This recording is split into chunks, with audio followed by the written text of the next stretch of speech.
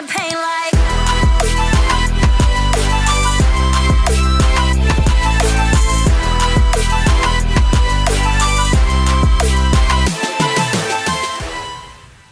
Hey guys, dearyoongi here and welcome back to my channel. In today's video, we are going to be discussing MBC's new TV show ICHILLIN. The trailer for this new show dropped just this last week and has already received a lot of backlash. So today we are going to be discussing the concept of this TV show for those who may not have seen that, introducing the groups who will be competing and why, before we discuss why people are already so up in arms about this show before it's even begun airing. So without further ado, let's get started by first explaining what exactly ICHILLIN is. ICHILLIN is a new competition show coming to us courtesy of MBC, home of other competition TV shows such as King of Masked Singer and Fantasy Boys, which created the group Fantasy Boys. This TV show, currently set to premiere sometime in the first half of 2025, I believe we don't know when as of yet, is said to be the first K-pop audition style program to feature AI evaluations. The show is set to feature WOOAH, who is an AI producer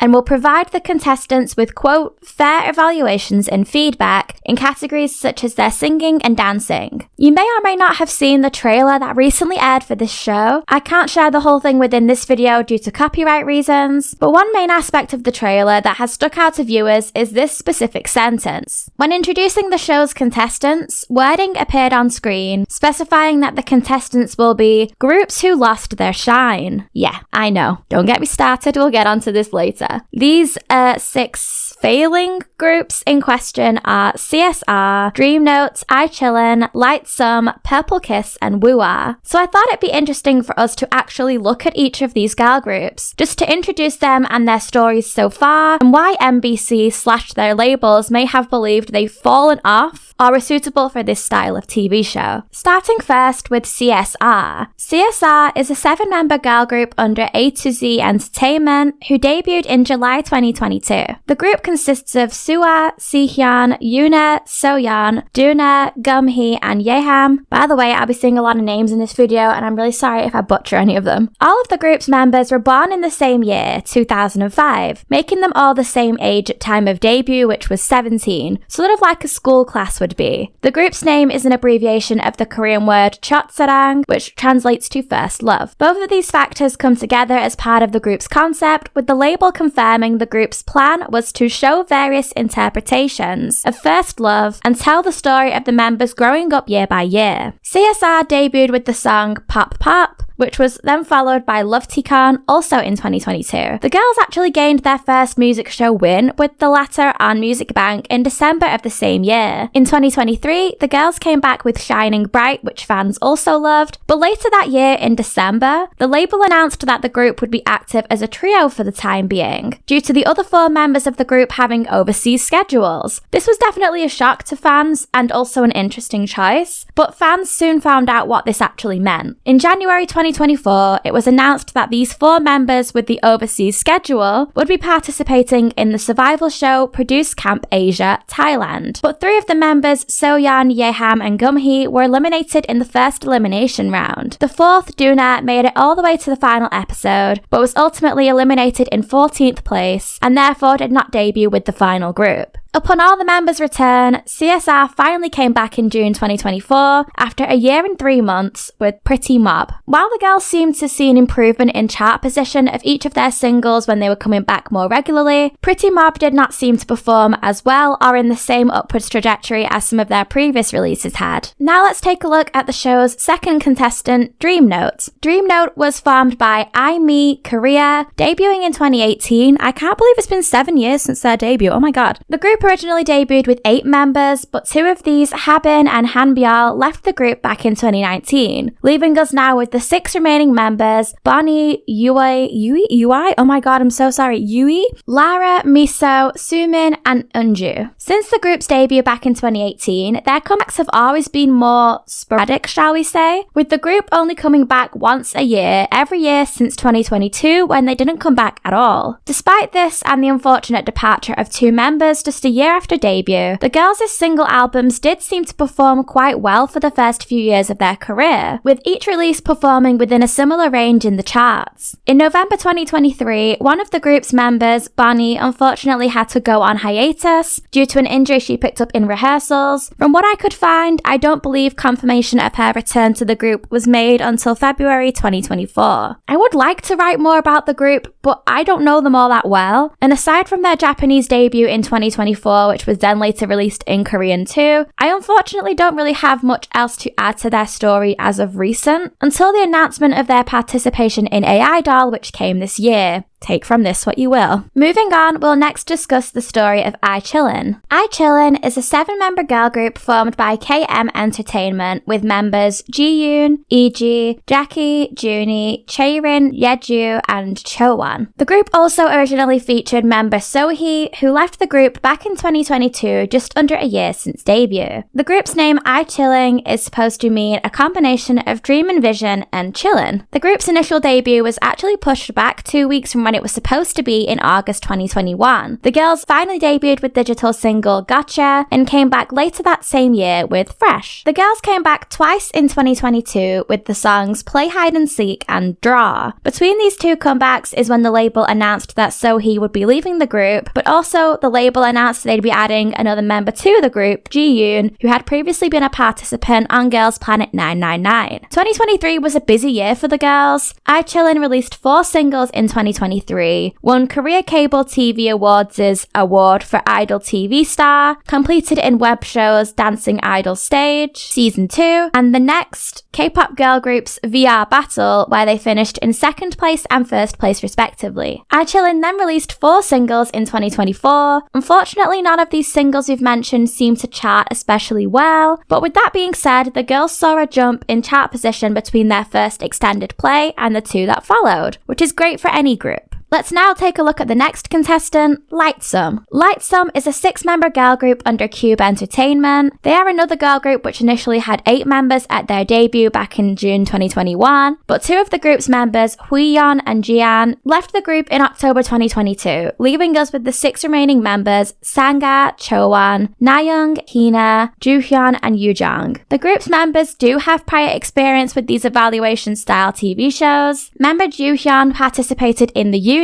Idol rebooting project in 2017 to 2018, where she finished in 25th. She then also participated in Dancing High in 2018, but unfortunately did not pass the evaluation round. Chowon, Nayoung, and Yoojung were participants in Produce 48 in 2018, where they finished in 13th place, 21st place, and 51st place respectively. Although it was later revealed that Chowon was supposed to have come in 6th place and debuted as a member of IZ*ONE, but this was at the same time as all that controversy about rigging and changing of scores, so she unfortunately didn't. In 2023, member Sangha participated in Mnet's girl group survival show Queendom Puzzle, but she was eliminated in the first round. Lightsum released 2 singles in their debut year 2021, which was Vanilla and Vivace, and have since released 1 single every year since. The girls' first 2 singles seem to do reasonably well, both actually appearing in the US World Digital Sales charts as well, and the single albums for both of these performed well in Korea too, same as their next EPs in 2022 and 2023, even with their concept changes. Unfortunately, their 2024 release Pose didn't really do too great in the Korean charts. Okay, moving on to our 5th contestant, which is Purple Kiss. Purple Kiss is a 6-member girl group under RBW Entertainment, who released pre-debut content in 2020 and formally debuted in 2021. The group currently consists of members Na Goeun, Dozy, Ira,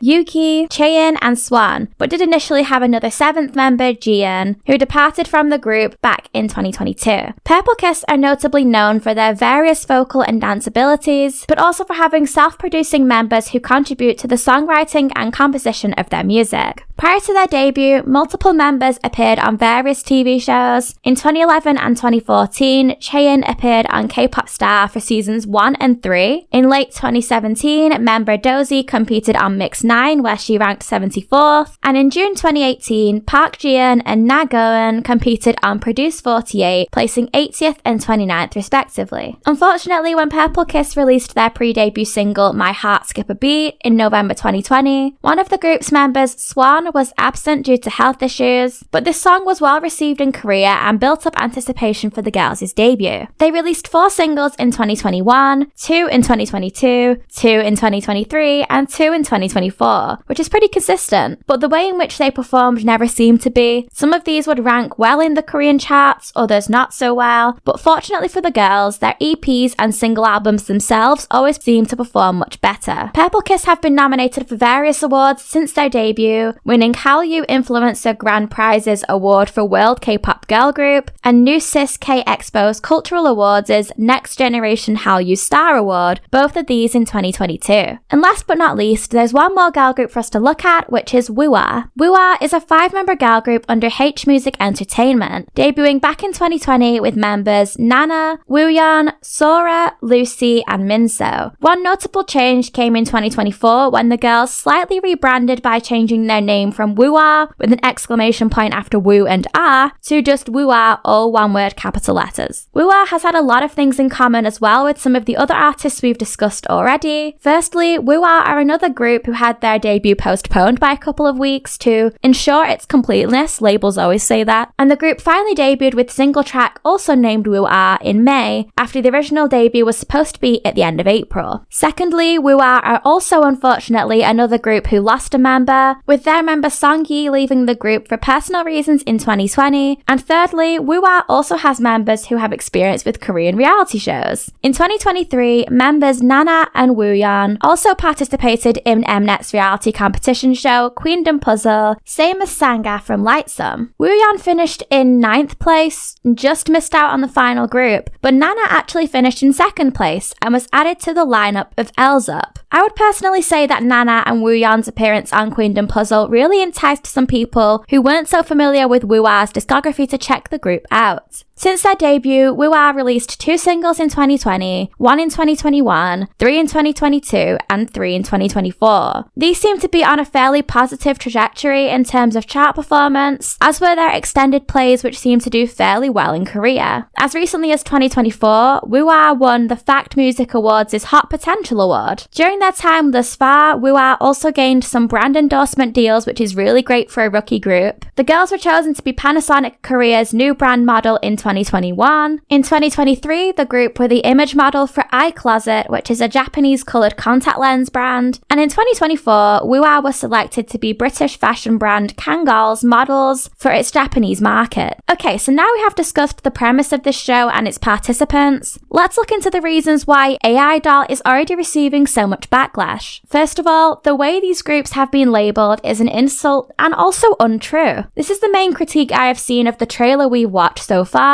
and it's specifically people pointing out the issue with labelling these groups as groups who lost their shine. I myself was also surprised to see a show so brazenly say something like that about 6 groups. It feels quite unprofessional and more like somebody's opinion rather than a fact. It's giving the same energy as when K-pop stans say an artist fell off, and unfortunately the reality is that this TV show is globally broadcasting that these groups seem to have now been has-beens who are failing. And how exactly can you define and determine whether or not a group did quote-unquote lose its shine? Who decides what that even means? But if this tagline is basically implying that each of these groups are not succeeding at the moment, we can easily identify why for each group. And a lot of fans have agreed that there is one common denominator across each of these groups, even though they are all under different management companies. If the group did lose any of their shine, it's because of their label. CSR's momentum was ruined by sending half of the group to a survival show, and therefore meaning they had to wait 15 months for a full group comeback. DreamNote and Lightsum also fell victim to the infrequent comebacks thing, which simply does not allow the group any opportunity to shine at all. ICHILLIN's EP seems to be performing pretty well, It's just the title tracks themselves that didn't, but that isn't for the girls to fix. They can't do anything about that. That is up to their label to explore the reasons for this. WOOAH and Purple Kiss both seem to be doing pretty well. Sure, their comeback performances can vary, but fan, brand, and even external interest in the group is still there if the label utilizes it. And immediately calling a group a failure after one maybe not so successful comeback is just a weak way out. The point here is that for literally every single group participating in this new show, you can pinpoint their issues to the same location. Any loss in momentum is not actually a reflection on the girls participating, but more so their labels' lack of ability to manage and promote them to their full potential. And now the whole premise of this show, evaluating the girls' performance skills, makes it sound as though they are the problem that needs to be fixed by some critiquing from a robot. Ironically, it's their labels who need to be evaluated because practices such as infrequent comebacks and carting half the group off overseas to compete in a survival show aren't exactly how you create and promote the next big thing in music. Another reason why this new show has not been well received so far is due to the AI evaluation system. AI Doll is set to be the first survival show in K-pop in which an AI producer will be evaluating the participants' performance. This is of course very different to the usual survival show format we're all used to, when actual professionals who have years of experience within the industry provide their feedback to contestants. While I understand that MBC is definitely trying to push the envelope out there, and it was only a matter of time before the K-pop industry found a way to incorporate AI into literally every aspect of the industry, as we have touched upon before, people are of course absolutely able to have their apprehensions surrounding this. We don't really know a great deal of detail at the moment about the evaluation system of AI Doll due to the early stage of its announcement that the show is still in. AI models are usually trained with information and data, and at this stage we still have no idea what exactly has been used for the information to train the show's Lodia AI producer in order to allow her to be qualified to produce fair and accurate critiques to the contestants. K-pop fans have long had mixed reactions regarding the feedback judges provide to idols within survival shows, but at least we can understand that their thoughts come from a place of experience and understanding of how the industry works. Also, this places a responsibility on the judges to provide feedback that can at least be logically understood, if not fair, because it's coming from a real person to real people. With the main place of feedback on this show literally coming from an AI model that can be written or trained to say anything the show wants, this entire show can be written to portray whatever storyline they want to, even more so than survival shows already are, to an extreme level, because the entire thing will be AI generated feedback. AI models at the moment are trained to give us what we ask for. I have heard fans naming this system of critiquing and having an AI producer to do it to humans as dehumanizing, because imagine training for years and years to prepare for your debut, eventually being deemed fit enough to do so. For a few of these artists, they've only had a few years in the industry to prove their skills and ability due to limited comebacks and content, and now they're being sent to a TV show where their performance skills are going to be pulled apart for review by none other than a computer system. I can't imagine how uncomfortable that is going to be for the contestants, who know that no matter what they do, if the AI model is not written in their favor, then they aren't going to succeed. And thirdly, another reason why viewers have been apprehensive about this show is because more and more K-pop fans are becoming skeptical of the relevance of K-pop competition shows. In the earlier days where survival shows weren't so frequent in K-pop and we maybe only got one or two at most a year, it was definitely a unique concept. Survival shows have always divided fans' opinions, some love them, some hate them, but we can't deny that for some groups it has given them a really interesting kickstart in the industry, and some survival show groups or contestants have gone on to do amazing things regardless of whether or not they got into the final group. However, due to the success of survival shows, we of course started to see more and more of them popping up. And there came a time in recent years where it felt like as soon as one survival show finished airing, a new one started. With this much oversaturation, it simply is impossible for fans to keep up with every group who comes out of these shows and for them to do well or gain an audience. The same applies to these competition style shows. The idea of Queendom and Kingdom was nice at first, and I was even interested in the idea of Queendom puzzle, because the show got to feature a variety of idols, some who had years of experience in the industry and were looking to give their career a new lease of life, and even newer idols who were trying to gain some traction for their groups. But if we look at Queendom Puzzle for an example, as soon as the final group Elzup debuted, they released one track, and then what happened? Nothing really. Any momentum that these participants gained was very short-lived. It's really not fair for these participants to go through so many hardships to get pretty much zero reward at the end of it, because nowadays we are finding that when labels send members of their rookie group or only a few years active group to survival shows to build up some more buzz for their group, all it's actually doing in the end is killing any momentum their original group actually had, because a lot of the group, if not all of them, have to go on hiatus in order for them to compete in whatever show.